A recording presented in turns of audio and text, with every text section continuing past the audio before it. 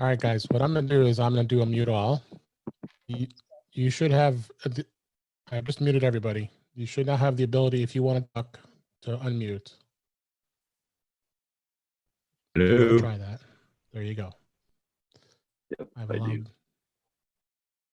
allowed, I'm allowing everybody to talk. Hello. Hi, I can hear you. This is Frank. Hi, Frank. Hi, Susan here, just saying hello. All right. This reminds me There's of the radio and everybody checks in on a net. This will be the Dave, first iPhone SIG I've been to. Yeah, Dave, Be it's glad I gonna don't have take to travel. 20 minutes and actually everybody does their highs. I will. I just want to mute everybody. I will. Jeff says hi. It does say that people can start their video. I have that enabled. Video. Where is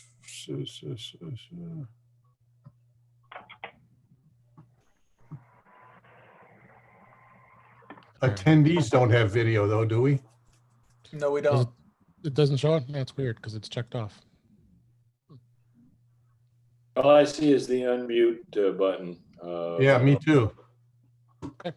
I'll leave it at that. I'm not gonna mess with that. Sorry. I will turn off your privileges if we have some noise. Just kidding. Turn off the TVs. Yes. All right. Let me get started here. Just let everybody know. This is being. I'm recording this on YouTube, but it is out there live privately. So.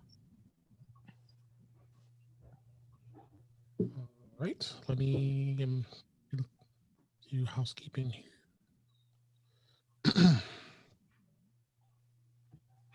Good evening, all. This is Randy. Hi, Randy. Hi, Randy. Just want to make sure you can hear me. Yes, I can. We're getting it started here in just a few minutes here.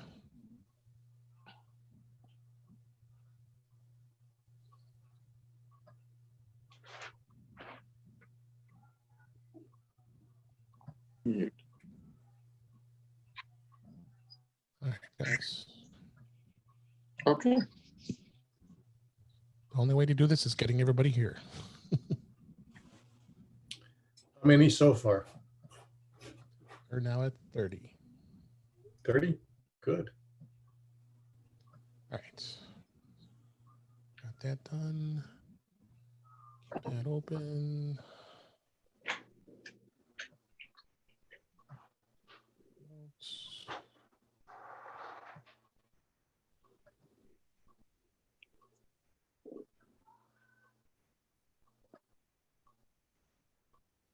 Power hungry. Nice, Davis.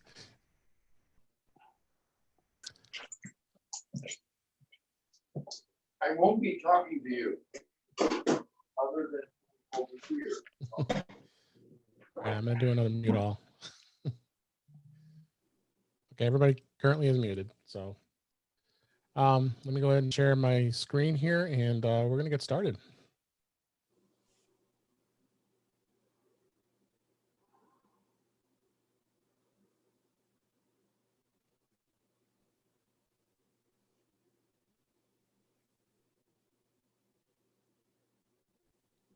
Okay, look at that.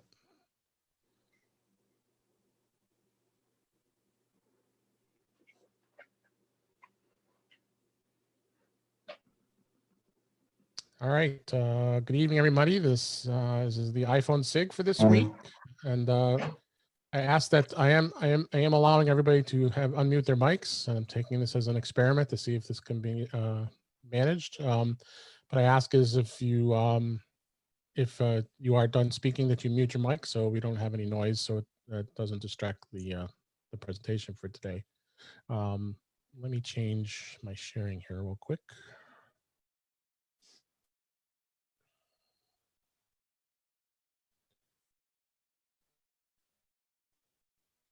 All right, so I'm just sharing the browser here so everybody can see that.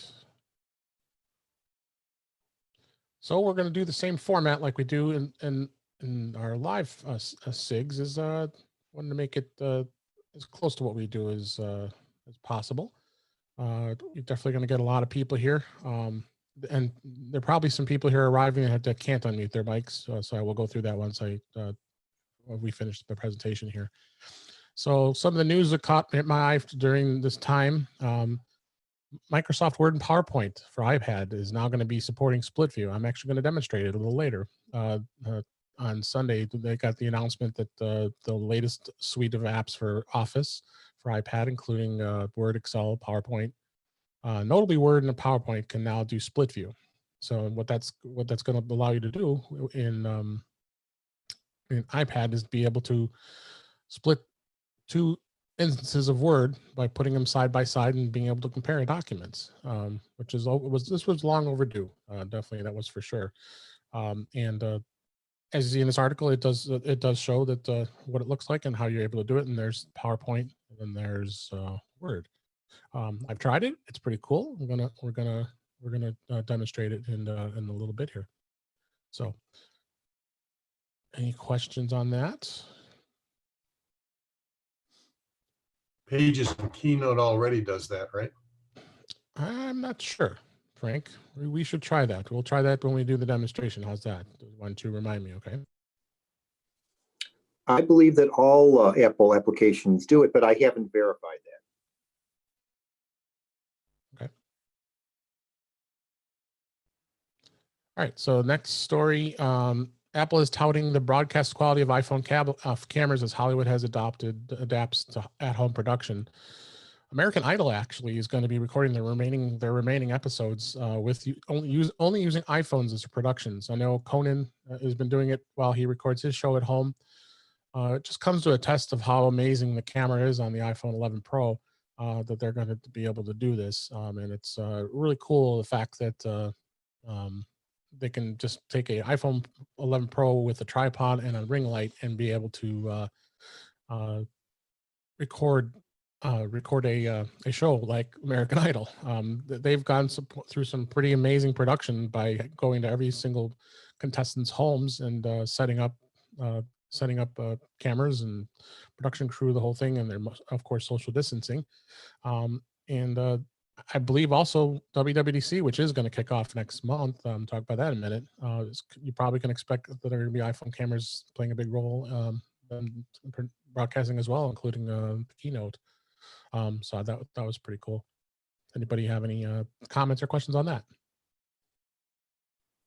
Dave, did you see I put a post out in the community that basically said that for developers it's going to be free? Yes. Okay. Yeah. Let me just go right to that story. I believe you. I thought I bookmarked it. Let's see. Well, let's go. You know what, Randy? Let's go to the community. That's probably the best place to go, right? Let me click the button right there. And there's that fine announcement that you posted. Hope everybody's been signing up to the community. So here's the story. The WWDC, like I said, is going to be likely shot on an iPhone. And the important part, you're right. It is going to kick off on June 22nd. I do have a developer account, so I'll be able to watch it for free. Well, not necessarily free, but I pay for a developer account. But that is pretty amazing. And I think you're obviously seeing a lot of this trend with conferences. This happening. I'm not mostly in this room are probably not familiar with Jamf, which is a tool that manages Macs and iOS devices for enterprise. They have a conference every year and they of course charge for it. And they were going to switch it from Minneapolis to San Diego. So of course they canceled that part of it, but now they're going to do it virtually, and it's going to be free. Everybody can watch it and see it. So seems like that's a trend going on here with a lot of these conferences. Did you want to add any other comments, Randy? One of the benefits of the pandemic. Yes. As what we're experiencing right now with the iPhone SIG here, we're getting to be able to enjoy seeing each other. Well, I didn't be able to get the cameras working, but at least be able to talk. So you could see me. So Yeah, this is absolutely really good news, and I'm real excited to be able to watch this and see what there is to watch. I mean, obviously I've spent many years watching, and many of us have watching the keynote, so it's be the first time that it's truly remote. So it'll be interesting to see where it goes. Found this deal here. I wanted to make sure I found out this was actually not about 5 hours ago. If anybody's interested in looking at purchasing AirPods, the lower end model, which is still a decent pair of earphones, it's $129, and it's through many of these retailers like Amazon and B&H Photo, Best Buy, others. Isn't a bad idea. Check that out. Google that and find that if you want to check that out as far as that goes. Anybody have any questions on that? I saw something earlier today. I was going to post it, but I decided not to. Amazon, for a short period of time, is offering the Pro AirPods for $20 off. So instead of $250, it was $230. Yeah. So it's a nice little deal here. So let's see what else I had here. Well, like I said, the great place to go is our community, because like I said, Randy is very good at posting a lot of great articles. I've been even trying to do it as well, and kudos to you for doing that. We got a couple things in here that to review and read, and I see there you go. You actually put in there some of the iPhone 12 specs. I know I've been reading that. There's always a lot of rumors. Now we can look at that real quick. New leaks, of course, it's rumors. Starting at 128 gigabytes of storage, that's cool. We were always tired that the base model was going to be a 120 or a 64, sometimes 32 back in the old days. And I think they're obviously going to step up and come up with some new models for the end, towards the end of the year, and it's going to be interesting to see where that goes as far as how that happens. Here's some of the specs here that they're allegedly saying it's going to have. Right, and they have prices as well that they think might be right here. Storage. Yeah, $749 and $849 for the Max, and $649 and $749 for the 12 Pro. And then the Pros are down below. Yeah. Oh, that's right. They're going to have the lower end just like they have now. Oh, this is interesting though. If that comes out, that they're actually going to offer a Max model for the low end. Interesting. And of course, you got the Pro line here, which of course is going to be loaded there. Yeah, was that 8 gigs of RAM? Let's say. Wow, that's a lot. That's the most I've seen in an iPhone. That's going to be interesting to see if that happens. But look at the price on that iPhone 12 Pro Max. I mean, I would probably. Well, I mean, I'm on the trading program, so it's not like I pay. I'd buy it outright. So, but I would probably be satisfied with 128 now. I mean, I either would go 120. I would go 128 or 256. So as far as storage goes, and I'm not even using half of it, so I'd probably be fine with that. So, but no, it's definitely going to be coming soon. Right now, any iPhone is good. I mean, we've talked about the iPhone SE.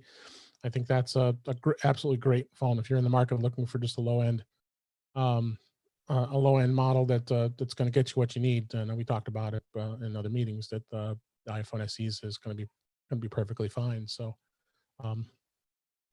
any other questions? Anything else, Randy? You think you're always go to a news source? Why I always go to you. When, I just read Apple News in the morning, and I see a lot of articles as well as I do. So. Yeah, I go to the Apple section and I read, and if I find something interesting, I try to post it. Yeah. So I think I'm just looking to see if I have any other news stories here that'll be of interest to people. And Is the size of the SE screen, is that 5.4 inches? Good question. Why don't we just go? I think it's 4.7. I thought it's 4.7. Yeah. Oh, Yeah, okay. because It's even they smaller. were saying Okay. it's not the 4.0, which is what people sort of wanted. They wanted the smaller screen. Yeah, Okay. here's the SE. Let's go to the specs.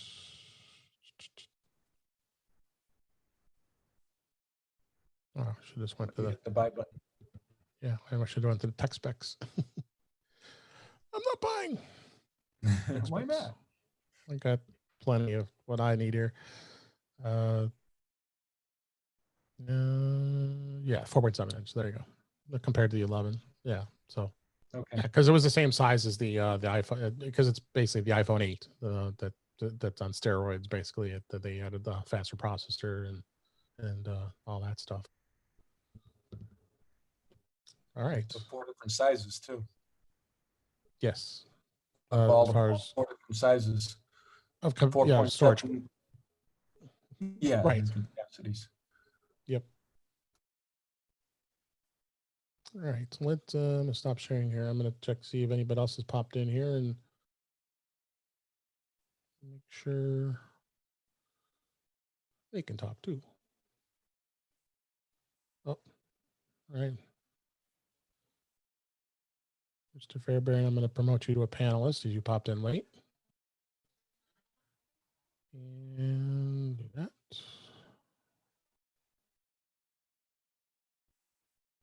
Hello, Jen. Hi.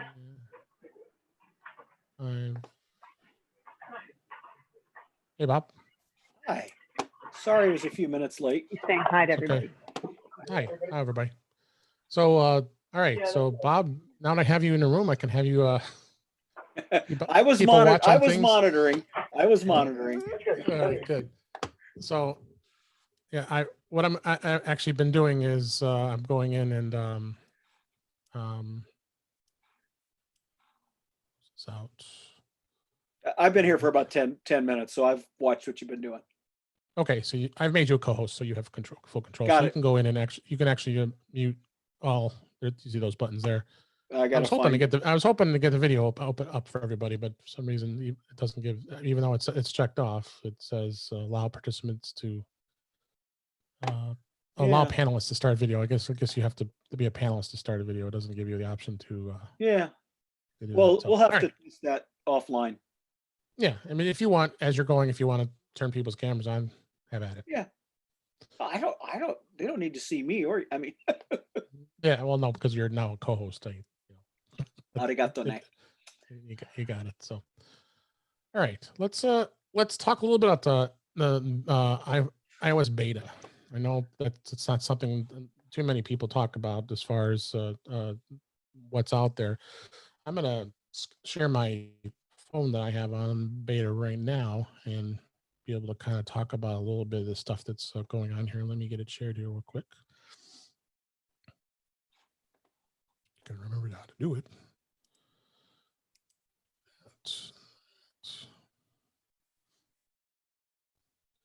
And give me a code.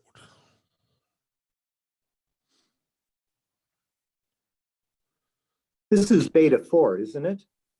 Yes. All right. So let me share my screen again here. Where did the screen go? There it is. Screen. I keep clicking it. I'll just share the phone. You didn't see anything else. Everybody see that? Yep. Now we can. Yeah. I don't know how much of a lag there's going to be when I move screens, so you may expect that. So. Absolutely. So the interesting thing with beta was with this latest beta, it was we're currently at 13.4.1, and we thought that they would go to 13.4.5 because it's logical that that would continue on. But what happened was they added what's called a software development kit, or SDK. Oh, I gotta clear my throat. Water here. Talking too much. So they had to add that because of the COVID-19 edition. That was the Apple and Google team tracking for COVID. I don't know if anybody was familiar with that. Bob, did you read too much about that? Which part? The app? The app? or Apple and the- Google doing with the COVID-19 and them they're putting a tracking system in all. Yeah, it's intent. really fascinating. I spent about 10 or 20 minutes just kind of studying it, and I didn't see anything that scared me. Let's put it like that. Everything's done both Google and Apple. They're doing everything's done kind of on device, and Right. it's like it sees a signature and it says Joe was next to Mary for an hour on the 15th, and Mary got the bug. Right. Go tell Joe. All right, but they don't know who Joe is, and they don't know who Mary is. They don't see any of that. They just know that those devices. Right. Now, is it perfect? I don't know. I am not enough of a security expert to say that, but it's better than having a central repository. Yeah, I haven't seen a lot of chatter about it not being secure. I mean, of course, you're going to have the pundits that are they're going to question it right away because, but I don't know. Have you seen anything? There's been a lot of discussion in a couple of the information security groups, but I haven't seen anything that comes out and says stop. They made a bunch of change, so they did a first release of the documentation and they updated again. And I haven't seen a whole bunch of comments or any comments on the updated stuff that they actually released the software development kit to. This is Tom Wicklund. Steve Gibson had a long segment on it, and he loved it. He raved about it. Oh, yeah. Okay. So then if Steve Gibson likes it, we're in good shape. I love Steve. He does some fun stuff. I want to see a few other people do it, but it is it is a really amazing collaboration between the two companies. I'm very pleased to see that. I have one comment. I read an article today about Iceland. They have 38% of their population with this. The article basically said, unfortunately, they need at least 60% in order for it to be very useful. So they said, even though a lot of people are using their app, they need it to go up to about 60% to be of any value. So that's a caveat, I think. And again, it's not a panacea because it's the same problem. Worldwide, does everybody have a smartphone in their pocket that can run this software? And the answer to that is an emphatic no. So everybody's got to go buy an SE. Go buy an SE. Apple will be happy. Yes. It also depends on people voluntarily reporting that they are infected. It's a little more complicated than that, but yes. Yeah, it has to be validated. So you can't just say, "Oh, I'm infected." No, you have to have proof that anyway. Well, I don't want to go too far down the future of that, but it's coming. There it is. Yeah. So here in the phone here, everybody sees I'm going into the health app here. Under privacy and health, it does, as you see here, it does give the COVID-19 exposure logging. So by default, it is already turned off by this latest version of the beta. We're in beta 4, I think it is. That does give you the options to turn off. Now, the only way this is going to work, according to the way I've been seeing through the beta here, is the fact that it's based on the app. There's a specific app that have to access this information and access the service. So, but right now it's going to be off by default. Even if I wanted to turn this on, I can't. It's grayed out, as you see here. So there's no really active. There's no real active information, and you see they're giving the full options and being able to delete the log if you need to, and it does give you that. So the other thing they're adding is the fact that you can the medical ID that is added does allow to I'm getting here again. Does allow to notify the emergency services and send your information right to them if you're making a 911 call right from phone, and you can enable that. I don't know if you heard about that, Bob. No, there's so much in there that I haven't paid much attention to in there, and I should really pay more attention to that. You're right. That's all really new. Okay, so right, you can see my age and how much I weigh there. So sorry.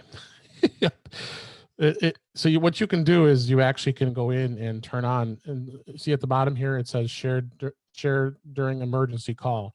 So what it's going to do when the 911 operator is on the phone, your information that's in here under your medical ID, what your conditions and everything in here is in there. And then when you turn that on and you make a 911 call, it's gonna send that information. This is brand new. That's one of the other notable things that they've added in beta. Beyond that, it's just bug fixes and like the normal stuff. And I'm anticipating this is going to be coming out anytime now, as far as its release goes. I thought I would find it to be interesting that to people that what's coming pretty soon here, and it's going to be really close because, as you know, when WWDC happens, they released their last versions of the old version of iOS, and we are anticipating there's going to be iOS 14 coming, and then we'll have more to talk about, seeing what Apple comes up with next.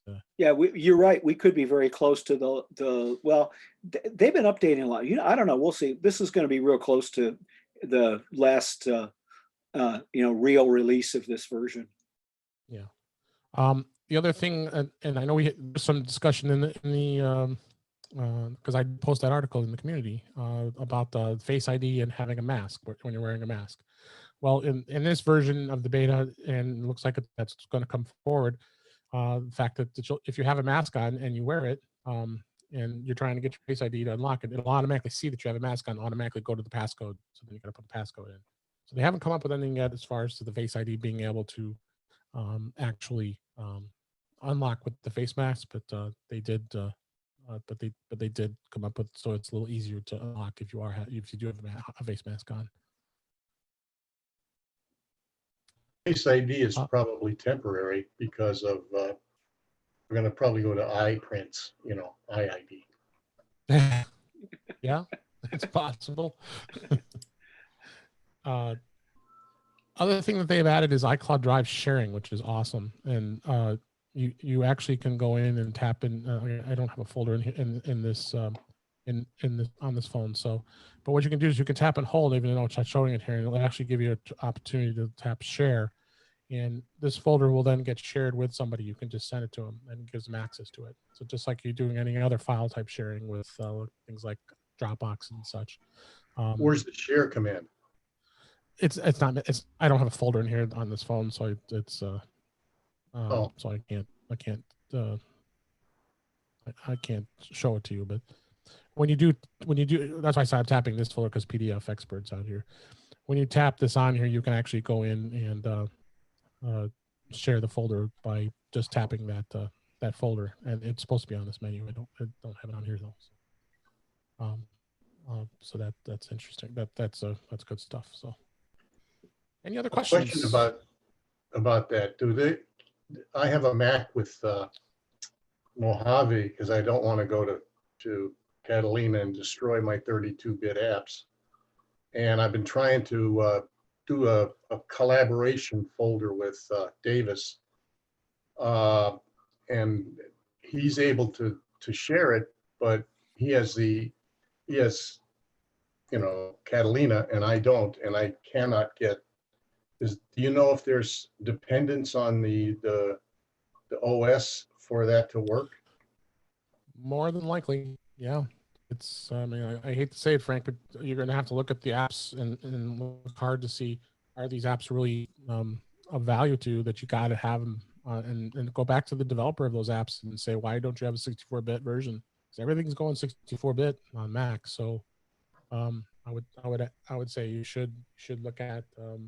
Well, some of them are pretty essential. I mean, I use Print Shop a lot. I use a whole bunch of engineering software is 32-bit. So yeah, sure. So unfortunately, this is the way it is. I mean, with the operating systems that they evolve, I mean, it happens in the Windows world too. I mean, as things evolve, apps are going to start becoming obsolete. I'm surprised they don't have a 64-bit version of Print Shop. Interesting. And I thought that was still. Oh, do you have to pay for it, or? No, they don't. He was surprised. Oh, he was surprised they do, or they don't? They don't. Yeah.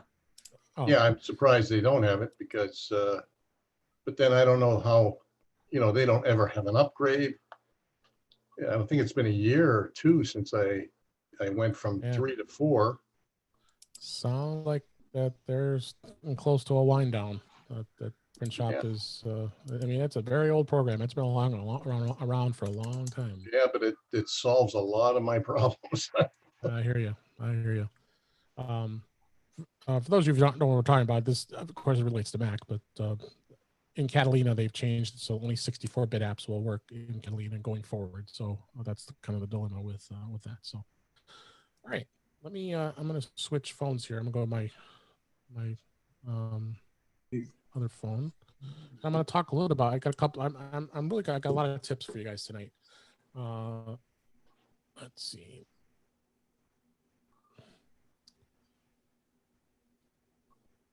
I unmuted you. I saw your text, Bob. No biggie. I know. I'm kidding. Okay. All right. Let me share my phone that's currently on the regular version, and I want to talk a little about mail. I don't know if anybody was aware of this. If you go into settings, and then you go into mail here, I'm in settings and mail. Not seeing it yet, Dave. Yeah. Let me share my screen again. There's that little click there. You should be able to see it now. Yes. So I went into settings and I'm going into mail right here. And this has got some interesting settings in there. I thought it was interesting to go through it and seeing how it controls. Most people are using the native Apple Mail app as part of iOS.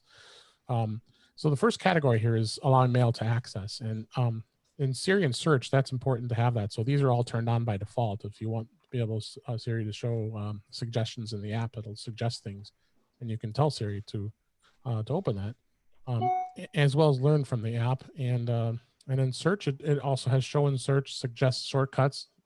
That's it. That's a whole nother topic by itself with shortcuts. But it will suggest shortcuts when it sees something in the email that might potentially make something easier for you to run. And then you can show Siri suggestions on your lock screen, and that gives you some security settings in there to be able to make some changes. In the message list section, oh, I'm sorry, I skipped here. So as far as notifications go, you can allow notifications, and if you, I'm one, I'm sure Bob and others, some others also have multiple email accounts. I have them all in here, and I can go into there and you can actually change how your email notifies you. I just have the badges on. I don't have any sound. I don't have any sounds or anything. I just like to just see the badges because it's kind of annoying, but that's my choice. But you can go in and change it if you want to have it on the lock screen, notifications and banners. You can change the sounds to whatever you'd like if you wanted to notify you, as well as in options. If you want to go in here and set it as when unlocked, you can show the previews. It won't show a preview unless it's unlocked.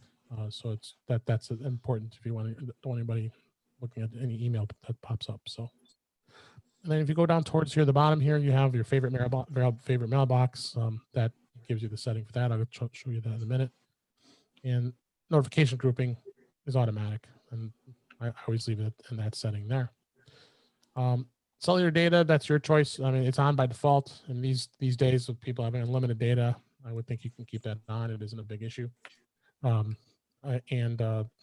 Under message list, the preview, I like 2 lines. You can actually expand it up to 5 lines if you want to be able to give 5 lines of preview of a mail app on that as well.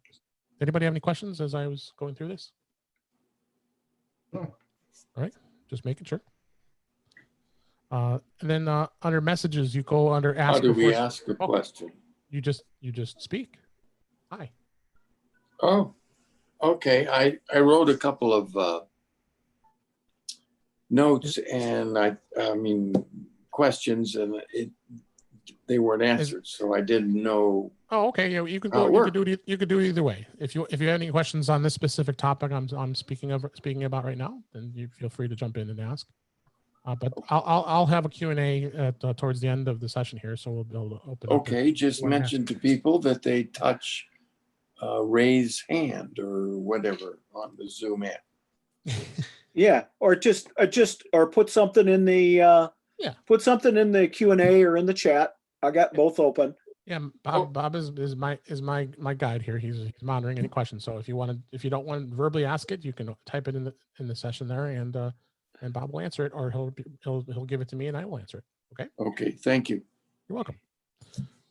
All right. So under messages, you can set your messages if you want to ask before deleting. I turn that off. It drives me crazy that I want to be able to delete a message without asking me.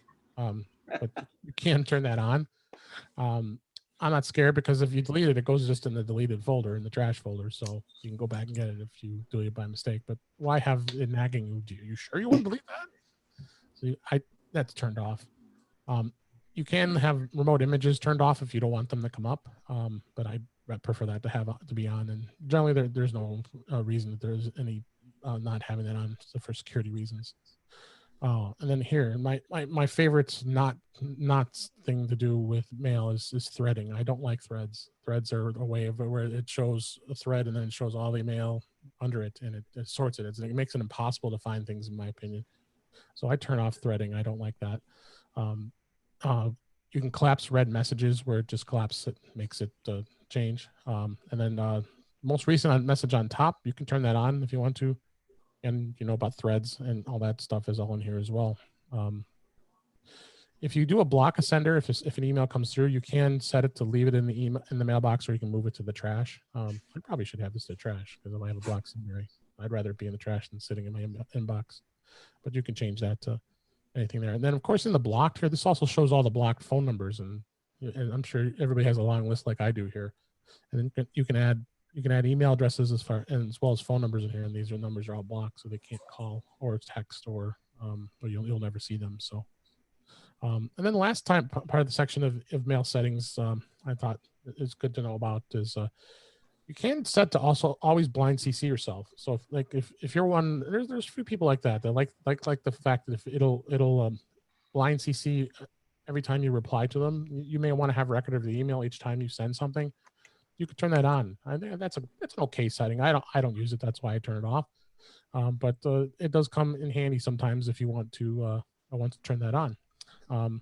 And if you want to be able to mark addresses, you can actually mark specific addresses if it has like a particular domain, like if it's like Microsoft.com or Apple.com or something. I don't know if you necessarily need to do that. So generally, I leave that blank. If you want to increase the quote level, you can set that on or off.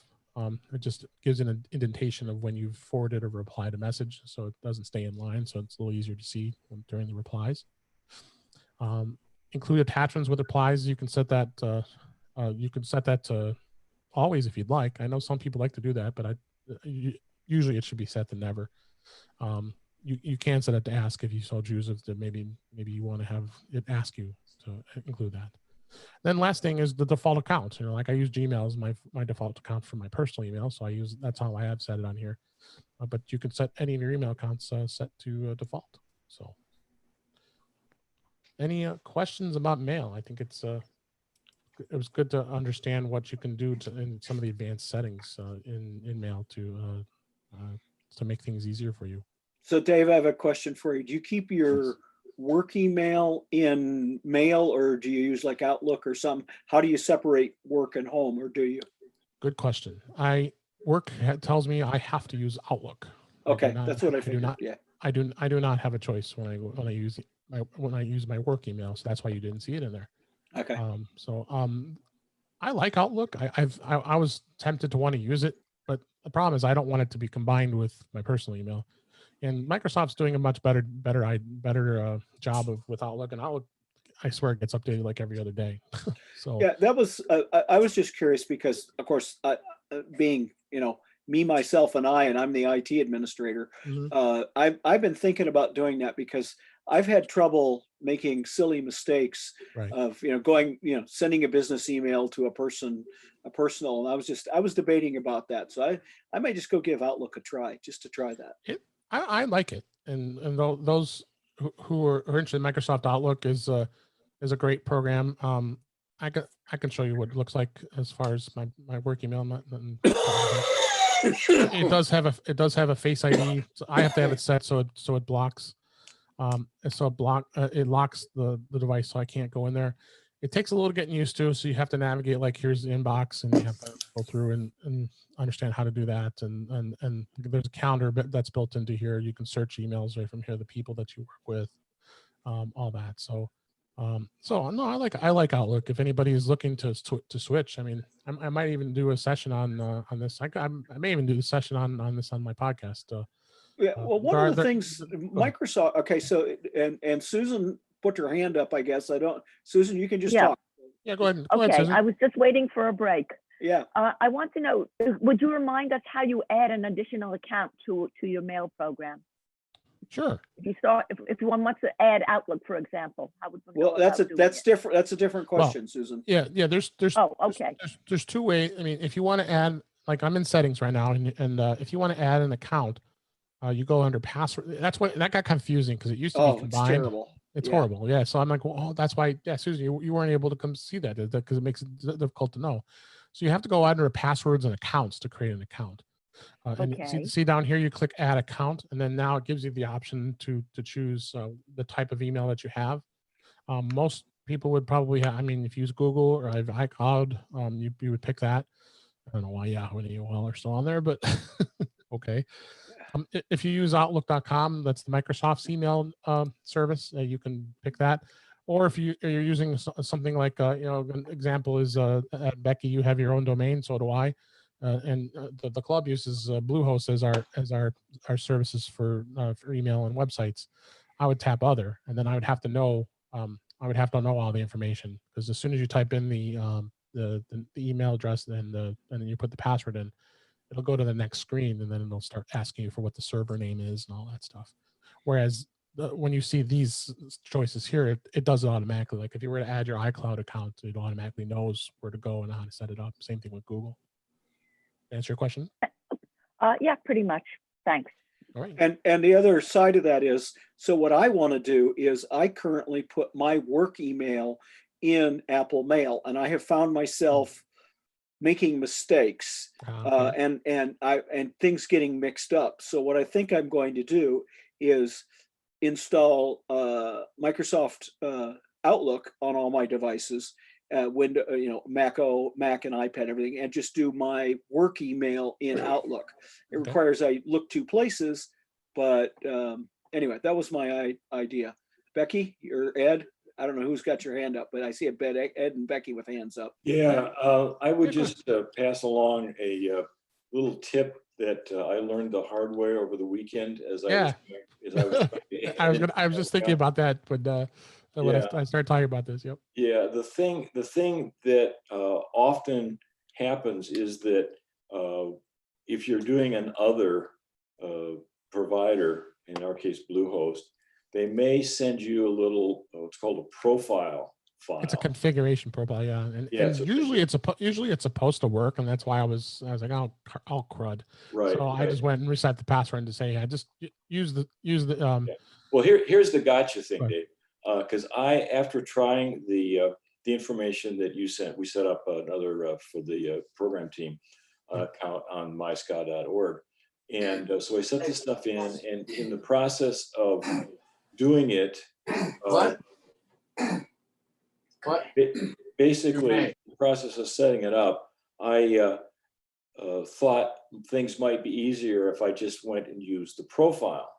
Yeah. And so I set that in, and I won't go through a lot of details of it. If anyone does that, I just want to warn you about a gotcha. If you use a profile, you cannot, repeat, not go back and make any manual changes to these settings. That's on purpose. Yeah. Yeah, which makes sense. But it really bugged me because Dave was sending us updates to the manual stuff, and I was simply not able to make manual updates until I went and deleted the profile. I don't think very many people are going to be affected by that. No, but if you are, it's a big revelation to know that. This is a little bit of a deeper dive on email, but it's good to know when you're setting up it on your iOS device, and this is how we have it set up for the club here. With me setting the email address, and I just gave you the host name instead of the profile.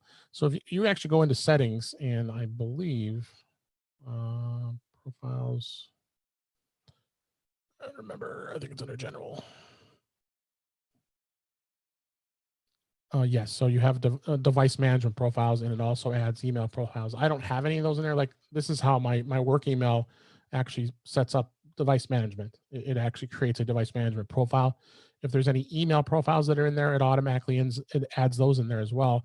It's actually a very secure way of doing that and keeping your email address more secure. That's the reason why a lot of the email services are doing that now. Is just it should have worked, and then unfortunately in this case it didn't. So, but you know, it's good to know. Definitely, that's good to know. Any other questions? Okay, let's go into. I was going to talk a little bit about privacy, because that always gets perplexing as far as understanding how privacy works here. So I'm in the settings right now, and I'm going to go into privacy right here right now. I wanted to kind of talk about this a little bit. Location services, that's probably the most important thing to understand what that does. Location services should stay on as default. I mean, if you turn it off, yeah, you're going to be secure, but then it's also going to affect you being able to connect to things and find things, and apps just won't be happy and they won't work. But the nice thing is, I know I have a really insanely large list of apps here, but unfortunately, as you install apps, they want to be able to have a location so they understand where you are. And the good thing is, most of them, if you go into if you go into this app, it says it has the choice you can do as well using the app. That's usually how I set each app is that. If it doesn't have a choice, that kind of bugs me. Like Alexa, I have it set to always. Oh, I shouldn't have said that because that's going to go off behind me here. Whoops. I have it set to always only because I like it to be able to hear when I'm talking. And you could set that to while using if you wanted to. But the rest of them, there are apps that may narrow it down to only now and always or never, which makes me. I'm like, okay, I would prefer you not do that. So like ballpark, a lot of them are in here. So you actually can go in here and be granular if you want to, and say never if you don't want it to happen there. Like here's DoorDash, and I haven't Hey, asked Dave? the next time. Go ahead, yeah. I read an article not too long ago that suggested, and I'll just pass the suggestion along. Yeah, please, sir. Yeah. They suggested that instead of, now that we have this option to ask, they said for your apps that you rarely use, change those to ask, and then for the few times that you use them, then you say, ask, you give it permission that one time only, and that way it doesn't actually have any it doesn't have access to your location until you actually use the app and it asks you and you say, yeah, this one time. Oh, that's a great tip. Yeah, no, thank you. Yeah, that's not a bad idea at all. So, like I don't go to Wendy's very often. I can probably set that to ask next time. And Frank had a question too. Okay, go ahead. Yeah, is if while using is on, and you're not using it, is it still doing something to maintain your location? In other words, is there a battery usage involved in keeping these things on? No, I think iOS 13 has done a much better job of battery management than it isn't a problem, but it isn't a bad idea. If you are having run into some of these issues, you could go in through some of these apps and change it. I think as I'm going through all these apps, I'm noticing here that most apps are either saying while using the app or ask next time. So I think they put that in by default now. So, but no, there is no issue as far as the battery. You can notice, just if you just look at the little stop on weather there, Dave, the little show so weather is actively using it right now. Dave's weather is actively using it, and so was something else. System services. The App Store actually was, I believe. Yeah, but there's several of them that have gone by. I got never on the App Store. Yeah. The Apple Watch faces. I know. I'm gonna ask next time. I don't change my face. So that's what it means. That little chevron there. Yeah. Yes. So if you look up to Dave's phone at on the up there at the top, see this by his 751 time. Something is actively using location right now on his phone.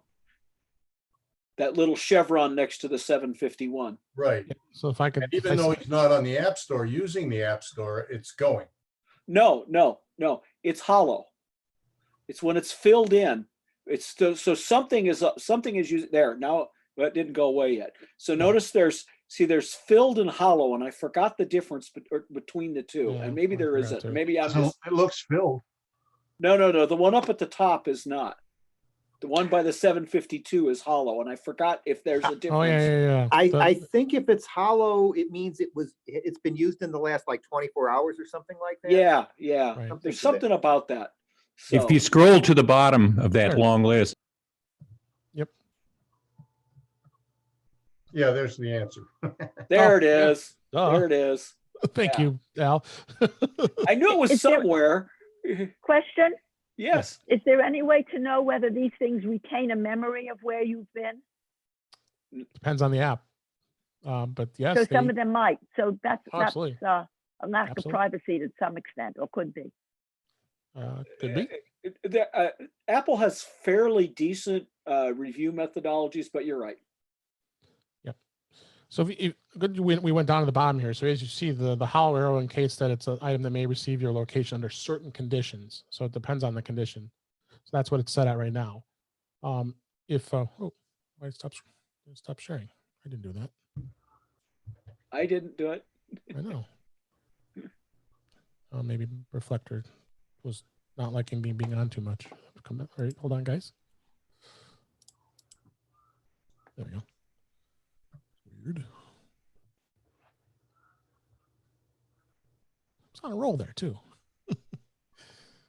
All right, let's share again here.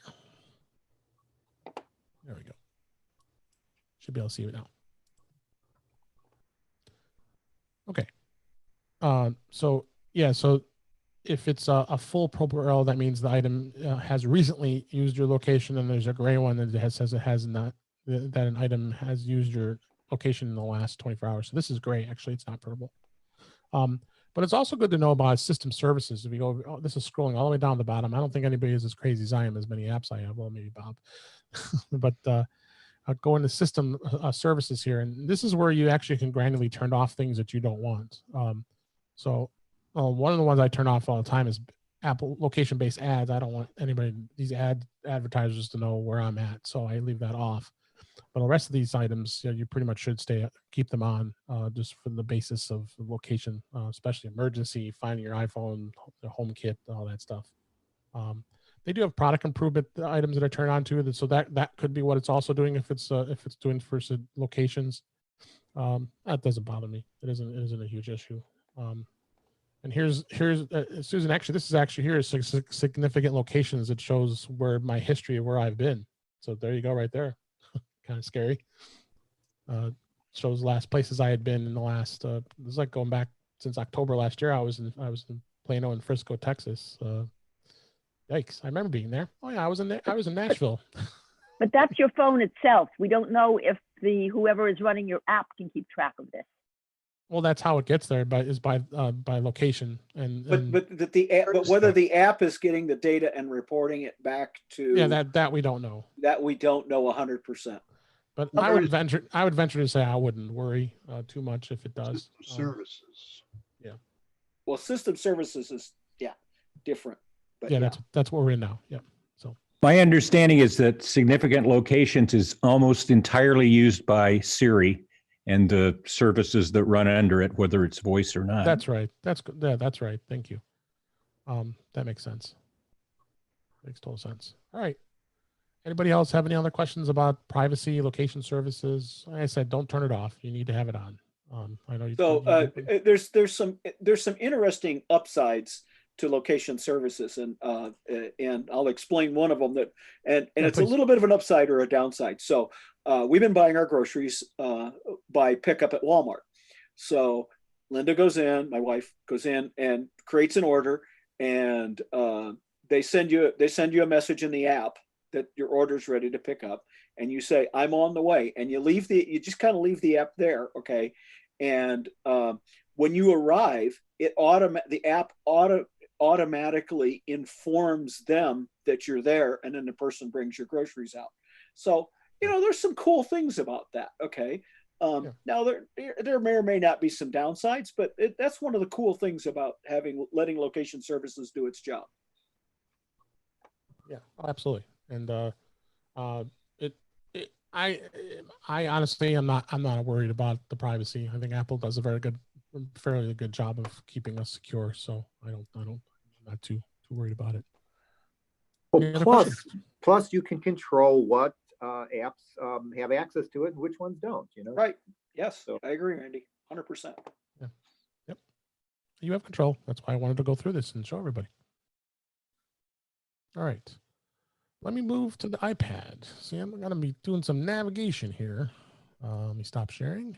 And I'm going to talk a little bit about the new feature that they added in iPad OS, that you can do a split view and be able to share two things at once here. So hold on.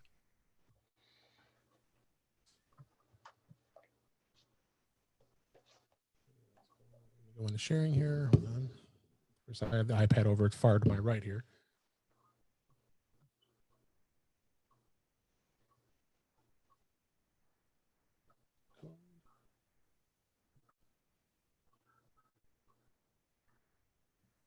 Disconnect this. We don't need to see both. As fun as it is seeing both, we don't need to. There we go. I don't see anything yet. Let me share.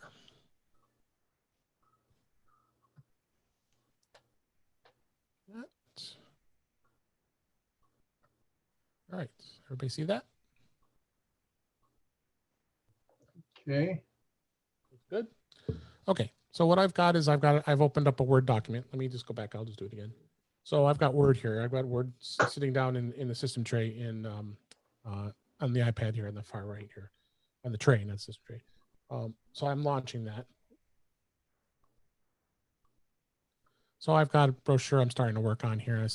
I want to open up another version of this. So what I can do is I can scroll up here, bring the bar up. I tap and don't hard tap. I tap and drag. It still works for me when I try it. Then drag it over to here. And I go. It can be a hover over, or it could actually join. So if let's say I have another brochure here, right now it's a floating window. Try it again here. There we go. So now I have a side-by-side view of two documents that I can be looking at the same time. So you have that one, you have that one right there. So now you have, and you can adjust the size if you want for dual screen. Gives you the option to be able to look at one document and be able to work on another here. So those are two different documents, They are. even though they look the same. In fact, I'm going to open up a new document here, so you just to prove that it's two different documents. There you go. Okay. So I can work on this document, and I can be working on this document, and have it, and you can copy, paste, drag things between it. This is new from Microsoft. They finally added it to Word and PowerPoint. I think are the two that would be the most beneficial for this.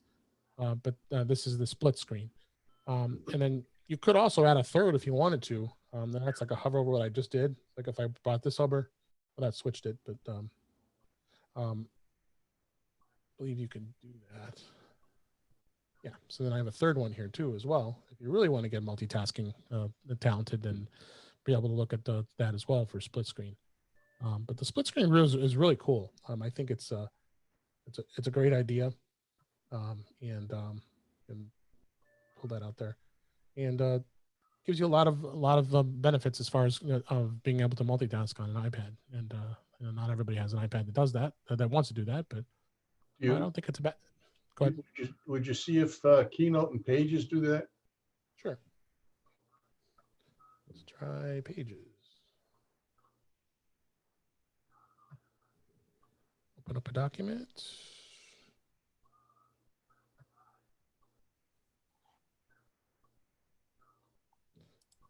All right. And then if I bring up Pages here, let's try that.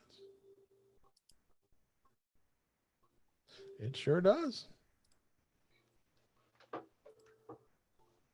Now, how about a Keynote document? I think, again, when Apple demoed this, they basically demoed their apps, and then they said other apps, Right. third-party apps may eventually, be able to do this. Right. But Keynote and Pages are both Apple apps. Right, which is why I think they all will do it, as well as Safari, the browser, and Notes. I'm gonna try Keynote. I've used this. I don't use it often, but I did use this one time to take a bunch of websites and save the URLs in a note. So I just dragged them from the URL bar and put them in a note, and that worked really nicely. Just in a pause here for a second. There were some people who joined. Anybody can talk. We've got it talking permitted. I just now got them all authorized. I didn't scroll down enough. I apologize for not That's okay. letting you in to start out with people who came in late. Yeah. I'm actually going to be finished here with iPad, and we're going to do some Apple, some watch tips here. We got about a little less than 30 minutes left here. Welcome for those who've just joined, and you can use the chat room to chat, to type in a question. But he, as Bob said, he also unmuted you, so you have the ability to speak as well. Wanted to make it a little more interactive. So, any other questions about split view and sharing and other kind of stuff? All right. Yeah, once you got that, hi Dave. Once you got that window open where you've got a split screen and you want to remove it, how do you get rid of it? Oh, good question. Let's do it. Thank you. So what you do is you tap the middle here and drag it over until it's gone. And it isn't gone because it'll still be opened behind the scenes there. See, it's got the other one open there. Then I can go back to it. So then it's separated out. See, I tried to do it, and now I've got something up over Zoom, and I can't get rid of it now. You gotta drag over it, to remove that. Yep. So, I think I saw Joe raise his hand. Joe. Yeah, Joe just raised his hand. Yeah. Do you have a question? Yep, you have to unmute. No. All right. Photos on the right. I unmuted him. Okay, go ahead, Joe.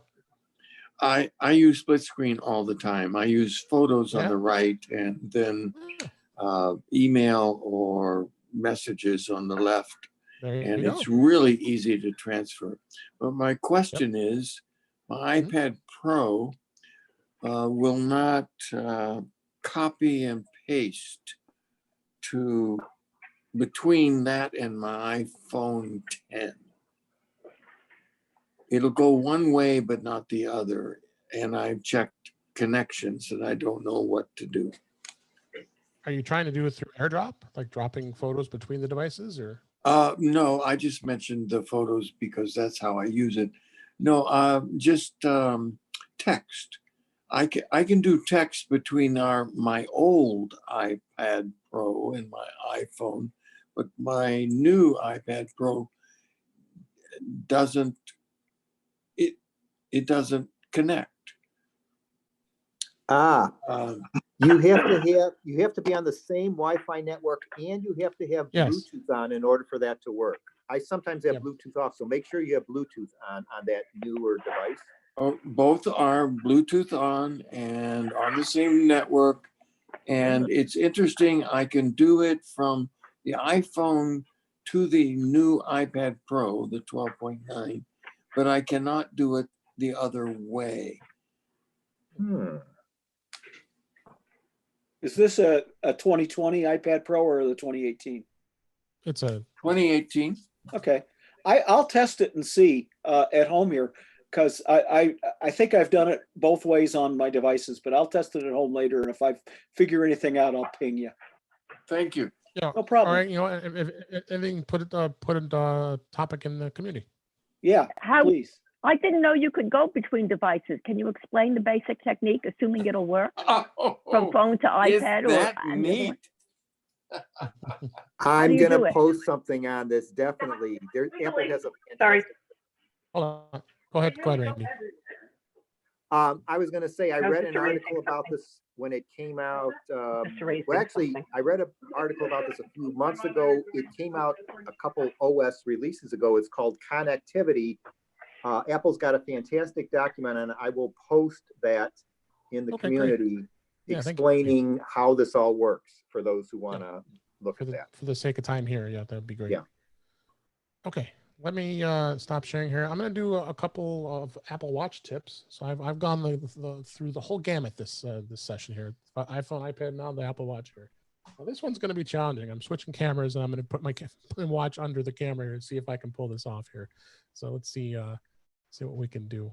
All right, I'm not going to share. Let me turn on my camera. So no sharing here.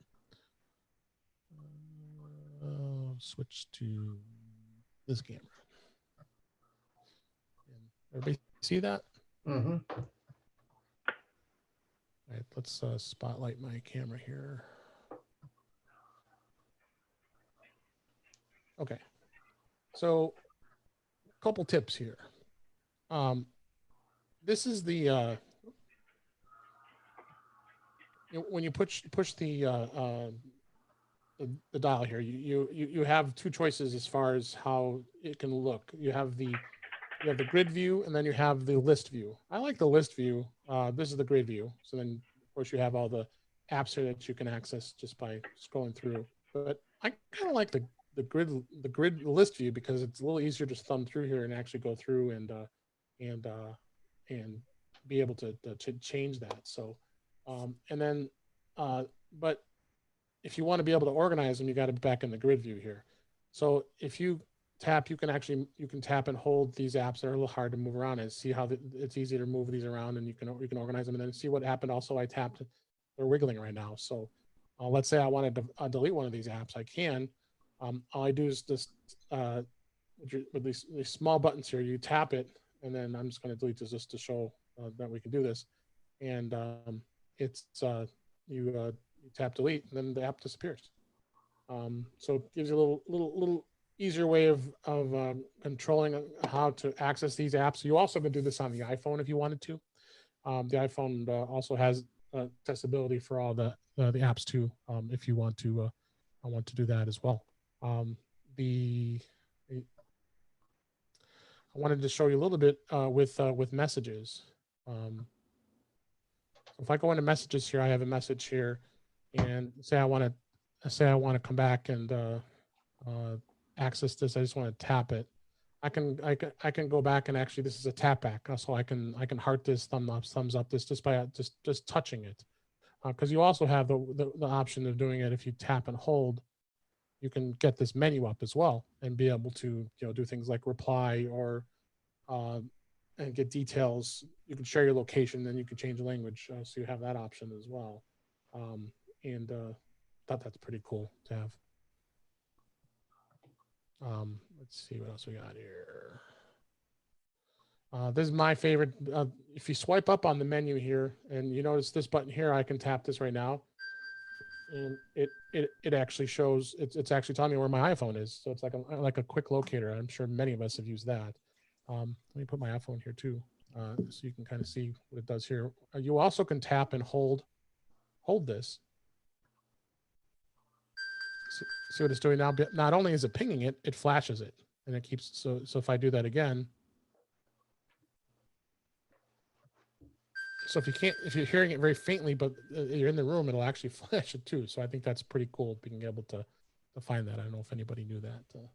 That tip. Saved me from losing a phone twice. Yes. So, do you say this works on the list view can work on an iPhone?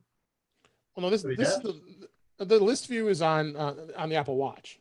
If you want to, right. The view that's on the Apple on the iPhone itself stays the same. That doesn't get. Yeah, you can't do a list. Yeah. The alphabetical order of the list view is very, very useful to me. I read the rumor today that they're supposed to be coming out with the list view for the iPhone also. Yeah. Oh, that would be great. Yeah, I agree. Okay, we've got about a little less than 20 minutes left here. I'm gonna run through one app. Actually, this will be shout out to Rich. Is Rich here tonight? I believe. Got a couple of hands up too. Okay, let's answer questions first then. Go ahead. Let's go ahead. Joe. Okay, Joe. You might have to unmute yourself again. Let me switch cameras. He's going to the other into the other apps and trying to look for something. I have an Apple Face for daytime and an Apple Face for nighttime. And that saves me looking through all the apps looking for things. Mhm. That's great. It's great. Good. Davis. Hey, Davis. Hey, Bob. Hey, Dave. How you doing, guys? Hey, everybody. Hey. I just wanted to lend a comment to alphabetizing apps on the iPhone. If you reset your home screen, it will automatically alphabetize all of your apps. If that's what you're looking for, at least it will be alphabetical. Yep. That's good Reset tip. your home screen. It will reset all of your apps in alphabetical order. So it will reset. Correct. Yeah. So it doesn't matter. It'll take away the default home screen layout and it will alphabetize everything from A to Z. How do you reset that? And where? In settings? Correct. It's in the reset menu. I was going to bring it up on the screen. Yeah, Dave, you got the mic. No, you could. There was a good. General? We were helping each other here. You can use this tip. Let me just share my phone here. We can do it. General reset. Reset all content. Reset home screen layout. Oh, correct. Okay. Yeah, I got the Now, phone now, reset. now that may take everything out of folders too. Yeah, That's so fine. be aware of that. Yep. Yeah. But it will alphabetize everything if that's what you're looking for. Okay. Yep. There's what I wanted. It's the settings and the reset. Be very careful in this menu being here because this could also you could be tapping things you don't want to be doing. Yeah, like remove all cellular plans. Yeah. And so yeah, if you click the reset home screen layout, just like David said, be aware that it's going to be it may take all your files that you've put in folders out and then It every did. single app. And I just tried it and it did. yeah. Now you're gonna have. But it didn't do it on the first screen. Okay. So yeah, you can just, as you see here, I have a lot of pages that I would like to folder up here, put some folders up, but yeah, that's a good idea. Becky and Ed have their hand up too. Okay. Yeah, if we have a minute or two to do it, I have fine. unsuccessfully tried to use the walkie-talkie feature. Works very well, or it's supposed to work well when you're out in stores and stuff. I'm guessing you need to be both Bluetooth and the same Wi-Fi network. Is that correct? No, not No, Bluetooth. it's just Bluetooth. Just Bluetooth, right? All right, we're gonna have to practice some more. No, I thought it was just Wi-Fi. Go practice. Yeah, if it's Wi-Fi there, you're going to be kind of messed up unless you're both on the same Wi-Fi network. Why is that same? Hey, Bob, I've been able to use walkie-talkie over cellular. Cellular. Yeah, cellular. Excuse me. I meant data, not I said data. I should have said data. Yeah, it should walkie-talkie should work, but I don't think it uses Bluetooth. I didn't think it used Bluetooth, but I can't get anybody in the family to play with it, so I don't know. I'm having the same problem. Yeah. Well, you can add walkie-talkie contacts into the walkie-talkie app from your contact list. So if you're needing people outside of your direct family, they're in there. Just add them. Ed, I just invited you to a walkie-talkie session, so you can. I don't know if it prompts you or not, but just said connection failed. Let me try reconnect. Yeah. Do I have to have mine on like all contacts? Probably. Yeah, so it permits that. Yeah, so it permits it. You came through very briefly, Dave, and then now we're just got the hamster on the wheel checking availability. I don't want to take a lot of time with this. I've played around with it a bunch of times. But if you want to, I've invited you, so we can try. You're welcome to walkie-talkie me at any time. Well, not any time. Not. Thank you. All right. More questions, and I have one app I'm going to talk about here too. Anybody else have any burning questions here? No? You know everything there is to know about your iPhone and iPad and Apple Watch, right? That's because everybody's been staying at home and playing with their toys. That's right. All right. Well, I believe Rich is here. He hooked me onto this app called Press Reader. I didn't even realize this app existed until I tried it. This is really cool because what it does is it allows you to take advantage of your library and be able to read publications for free. I think, wow, this is awesome. And here, if I want to read the Los Angeles Times, I can tap read, and it brings it up. And you saw what happened. It came up where I live in Mount Prospect. It says brought to you by your Mount Prospect Public Library, and then you can tap the article, and then you can read it. And it brings it in the rich mode, be able to review it. I thought this was so cool. And Which app is that? this is called Press Reader. Oh, Press Reader. Yes. And then you can add your account you have to have your library card number and your PIN. However your library does it. Most libraries do it that way. Like now, I didn't want to pay for the Chicago Tribune, so now I can read it. See, brought to you by the Mount Prospect Public Library. I just tap read, and now I can read today's edition of the Chicago Tribune, and it's cool because it brings up it graphically, and I can look at it like I'm reading the paper. And then if I want to read the article, I can just tap the link, and it gives you a rich text view of it, and it's really cool. So, Dave, I have a philosophical question for you. Sure. Okay, so I'm looking. I go into App Store to see Press Reader, and there's 2 entries for Press Reader. The first one is an advertisement for Press Reader, and then the second one is Press Reader. Which button would you push? I wouldn't do the ad. Me neither. Let's look at that. That's a good thing. I just thought that was kind of interesting. Yeah. So if you go into the App Store, what he's talking about is, so I went to search, and then of course he typed in Press Reader. I did a space. One word. Oh, it's one word, right? Yeah. So you tap that, and in this case, it didn't come up with an ad. Yeah, it is right there. Oh yeah, that's right. The one above it is an ad. You can see it. It shows it. Yeah. Yeah, because it says ad. See that everybody. I didn't even highlight my new mouse Bose thing I have. Yeah, but I mean, it says everybody see my mouse? Yes. Yeah. And see how cool that is? Purple.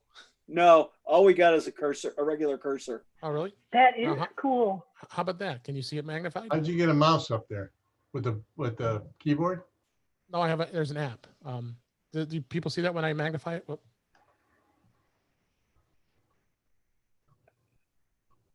Can you see that magnified like that? I can see it. I can't, but I'm in the panelist, so I may not see it. I might have to share my whole screen in order for it to do that because I see the mouse. But I'm seeing it right now. I see it. Yeah. You see the purple circle? No, I see a regular cursor. An arrow. Oh, you see my arrow. Okay. Okay. Right. Share the whole screen. Yeah. Anyway, yeah, just be aware of that. Bob is right. I mean, those are ads. And you can rightly put it, but I don't like to give advertisers. I with you. Anyway, I just found that as an interesting thing to mention. So if you don't have a library that participates in this, and I'd be surprised if anybody that's on this call doesn't, you can sign up for services, and there is a free trial that you can try out here. And that's, I gotta check to see if my library participates. Thanks, Dave. I appreciate that a lot. No, I'm almost positive. I mean, it was showing. Let's go. You can go in here. We can look. And Susan has her hand up, so Susan, Okay. jump in. Go ahead, Susan. Okay. Well, I've got a question about an app that I think is just for the Mac. Is it okay to ask it here? Somebody did I don't know if it was a keynote or a PowerPoint presentation, but when they did something with a mouse, and for example, they traced the mouse around a word, the mouse left a kind of a trail behind it, so that you could almost, if you kept moving it, you could really got a loop around the word that was being circled, for example. So it's like a comet trail. Anybody know anything about that? There's two or three of those. Can everybody see my mouse now? I'm sharing my whole screen. Yep. Yes. Yes. See the round circle that's dragging? Yeah. Yes, now I see it. Bob, yeah. Now you see it? Okay, now. Bob, if if you could send me a list of the Yes, options, I will. I'd appreciate I'll send it to you. Can everybody see that when I magnify? Yeah, it zoomed it. Yes. Isn't it awesome? Very nice. Very nice. Here you go, Susan. This is the only one you should go with. This is called Pro Mouse. It's Pro Mouse. Okay. And it's like $4. It's $4. It's in the Mac App Store. Worth every penny. Okay. I wasn't even using it tonight, so now so see how I can highlight, and you can look at how magnified that is there. And that's Pro Mouse? It's called Pro Mouse. See this? I Okay. can do spotlight where it shows all purple, and then I'm only spotlighting what I'm showing. That's cool. Okay. And then I can draw That's on a screen. cool. Okay, but this is different from the one that leaves the comet trail on the Mac itself. Yeah, I don't know which one that is. I don't know which one that is. I tried another one called Mouse Pose, and I couldn't get it Well, to that work. just gives you a brightens part of the screen or No, magnifies Mouse it. Pose is actually more sophisticated than that. But I'm playing with this one, and I'm going to uninstall Mouse Pose because this one does exactly what I want it to do. Yeah. So, Pro yeah. Mouse, you mean? Yeah, Okay. Pro Mouse. Yeah. Is it 2 words or one? One. Don't remember. You could just type it in; it'll come up. It's in the Mac app something will store. come up. Susan, are you thinking of what Margaret did for her presentation on Saturday? Because what you're describing, I missed that. I just got up too late and missed it completely. all I right, forgot that it what was what gonna you're come. describing sounds a lot like what she did with her presentation on. Yeah, well, when it finally gets posted, I'll watch it then. It's posted. It's posted. I sent it out. Is it? Oh, okay. Sent it out On the YouTube Sunday. channel? Okay.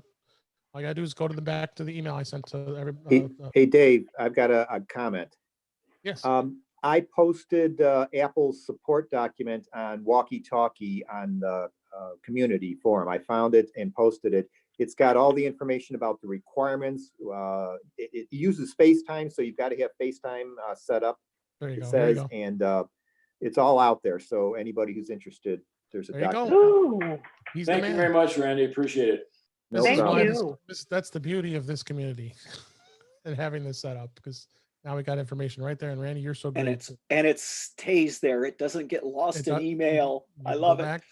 And find it anytime. Yeah. Everybody should be in this community. If you're not in this community, make sure you let us know, because it's becoming more and more active. We're going to keep this permanently now, and this has definitely become a very big benefit of our membership. So please join the fun. There's a lot of great discussion out here. So with that, I'm gonna leave the last 5 minutes open for you. You can ask me any questions iOS related, and any problems you're having so far. I have a question for those who are attending today, and I mean, I know they all can't answer, but I'm using the Zoom app on my iPad as opposed to using the website. I'm curious to know how many people are using the app. And the reason I'm asking that is because on the app, I don't know if this is true on the website because I've only used the app, but on the app, when you have these screenshots, these full screens, I can just pinch and zoom in to look at detail on the screen and make some text larger so I can read it. I don't know if that's doable when you're using the website, but it's a really nice feature in the app. Yeah, no. I only use the app on the iPad, so I can't tell you. Yeah, you can zoom in, which is very nice. Yeah, I loaded up earlier when I was doing some testing. And Well, I tend to watch on a computer, and I don't think well, I guess you can expand the screen, but yeah, you can do that. I've never tried. I haven't tried it on my computer, but I know it works on my iPad beautifully. Yeah, yes, it does. iPad is very nice. It would. It would. It does. Joe's got his hand up, but I don't think he's unmuting himself. I've been unmuting you, Joe. Yeah. You have to unmute yourself. Okay, Bob, you can. I Dave, see. you can set up a poll. You can set up a poll so we can all say if we use the app or the if you want. Okay. I'm using the app as well. Yeah. And it works pretty well. And I just wanted to thank you guys for trying all this. This is fantastic. Yeah, no, I think this worked out really well tonight. I'm going to do it again. And if you didn't see the announcement I put in the community, where the next iPhone SIG is actually going to be June 23rd. It's the day after the Worldwide Developers Conference. So it's going to give us some great opportunities to talk about what was announced. That's what we had done when I added this June session last year, the last few years. We would hold it right after the WWDC. So that's what's going to end up happening for the next time we have this. If you have any feedback, there's going to be a survey that's going to pop up after we end the meeting for tonight. I would love to hear your feedback. We got just basic questions we asked you, please answer. And then there's some optional questions, but I would love to hear if you have any topic suggestions. I'm always asking for that, and I would love to hear what your thoughts are, what you'd like to see, what you'd like me to talk about. It would be great to be able to do that and provide what you guys are getting the value of your membership, and why I do this and why I enjoy doing this, because I want you guys to be able to learn and be able to understand what's going on. So please fill out that survey for me, and we will share it with the board, and I know we'll take it back and check that as well. I'm also asking if anybody is interested in wanting to lead a SIG. That would be great too. Now that we're doing this, I think this is even more of an opportunity to talk about other topics. I know, Jeff, you're thinking about doing a photography SIG and bringing that back, and a couple others might be interested in a side topic that would be great to talk about, because not everybody's interested in iPhone and iOS. So so that's definitely an option to add some more SIGs in the future. So yeah, I was definitely interested in adding in a photography SIG, and I've talked to a couple of our members, and they're ready to support it. Awesome. So I think we're if I don't have to travel, I'd be joining the SIGs. I never came to the iPhone one because I didn't want to travel. Sure. Tom, to answer your question, that's a Pro mouse. It's in the App Store. Yes. Thank you, Margaret. Anybody else have any other last questions before we wrap this up for tonight? Well, no, I just agree that I wouldn't have done this because we can't drive at night. So I really appreciate this. Yeah, this is really, I think this has all made us a lot to think about things and how we do it, especially the fact that now we have to do a lot of these types of sessions now because of coronavirus. So I'm hoping that, and I know we're going to look at this once things start to open up and we can start meeting together again. The in-person meetings are always a lot of fun too. I like to see everybody in person, but we definitely can start doing more of these, and it obviously works. And it worked tonight. I unmuted everybody, and this was a great session. So yeah, everybody, thank you all, because it worked very well. I mean, we have like 32 or 35 people, and I've only had to hit a couple of noisy mics once or twice. So yeah, no, it was, you guys were great, and I wanted to try it out because I know we had a comment from the main meeting saying that you would love to be able to interact, to be voice, and I gave you that option. You guys took advantage of it. So hey, Dave. Yeah.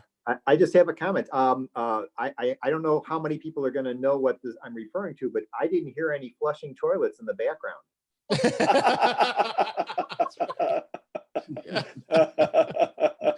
Yeah, I sure hope not. Well, you know what I'm talking about. Yeah, I heard somebody doing dishes. Yeah, dishes. I heard. Yeah, planking.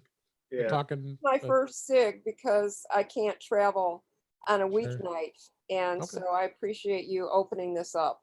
Well, thank you, Elizabeth. We appreciate you being a member, and we're going to look to, even when we go back to doing live sessions, I think we're going to live stream them, so that other members can see it just like we are now. I didn't share the link out to the whole world, but it's going to be recorded. This session is going to be is recorded on YouTube. So I'm going to send out another email to all the members, and you'll be able to go back and watch this later. Might have to edit some of the stuff at the beginning because it took a while to get started. Yeah, cut it off and whatever. Yeah. Yeah, but we'll have a nice session out on YouTube, and then you can go back and watch this, and we'll do the same thing when. Dave, how would somebody find that on YouTube? What would they search for? Well, it's unlisted. So what I'm going to do is I've been sending out an email through our email blast. Okay. Oh, link. Just there was just like I did for the main meeting from my Saturday. There'll be a link. We'll probably leave them unlisted for now. Yeah. You know what? What I may do is I may just post it in the community too, so you have a link for it there as well. That's we could idea. We could create a running. Dave, let's create a running. What do you call it? Thread on that way we can just keep adding to it. Yeah. So we can pin something and you can just add to it. Yeah, we'll do that. This community is working out really well. And I think all of you are enjoying it, and this alone you're getting that value from your membership, and we appreciate it.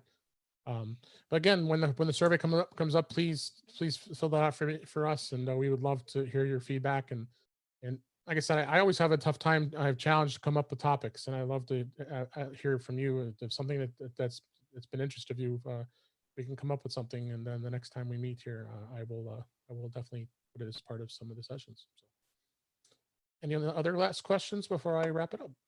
No, just thank you very much, Dave. Nope. Dave, I think Great job, Dave. the programming committee. What's that? I think you should join the program team. Well, I kind of am part of it, so we've got some. We'll have to involve you more.